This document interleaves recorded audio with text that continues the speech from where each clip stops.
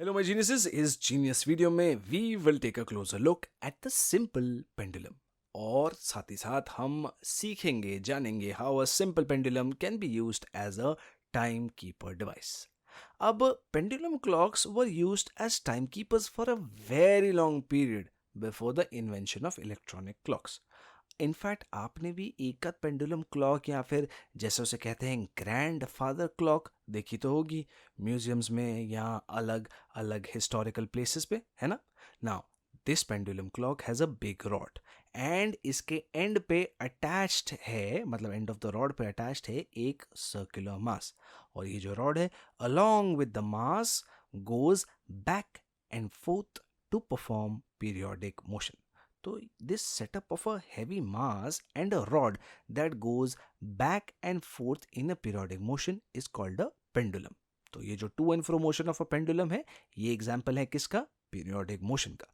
वैसे इस मोशन को ऑसिलेटरी मोशन भी कहते हैं.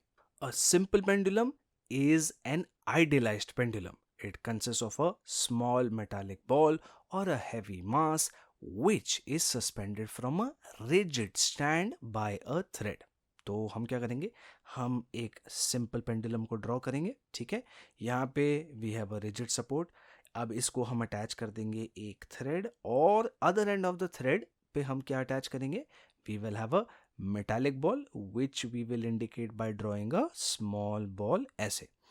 अब ये जो बॉल है that is suspended at the end of the thread, इसे क्या कहते हैं? It is called the bob of the pendulum. तो when the pendulum is not disturbed यानी कि इट इज एट रेस्ट, तो हम कहते हैं कि it is in its mean position. तो इस डायग्राम में पोजिशन ओ हो जाएगी मीन पोजिशन.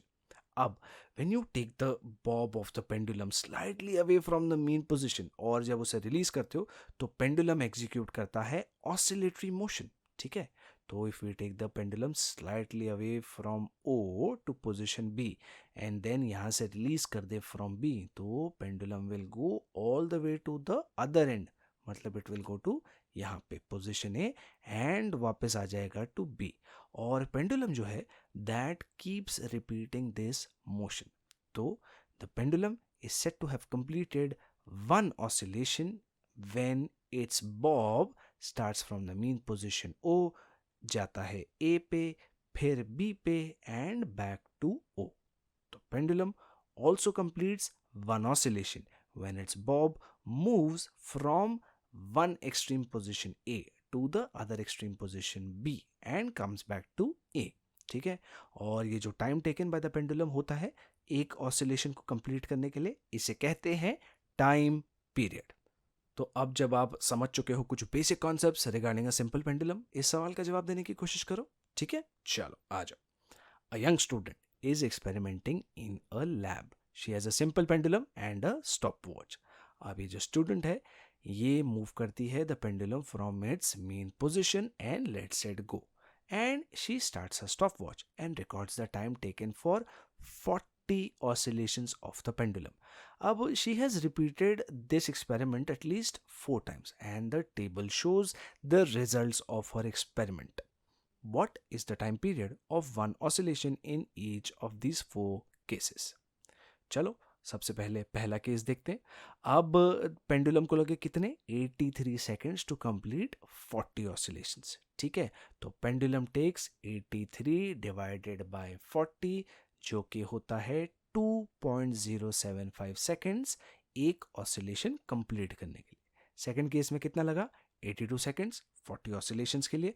तो वन ऑसिलेशन के लिए कितना लगेगा 82 divided by 40 equal to 2.05 seconds. Similarly तीसरे और चौथे केस में हमको आंसर आएगा क्या 2.025 and 2.1 seconds respectively to complete one oscillation. अब अगर आप चारों के चारों केसेस में देखो तो जो टाइम पीरियड है of the pendulum it is approximately 2 second, है ना, 2 सेकेंड्स. तो in a situation where we are to measure time intervals we can use this pendulum in place of a clock. और यही रीजन है कि पुरानी clocks used a pendulum. The time period of the pendulum in those clocks is 1 second.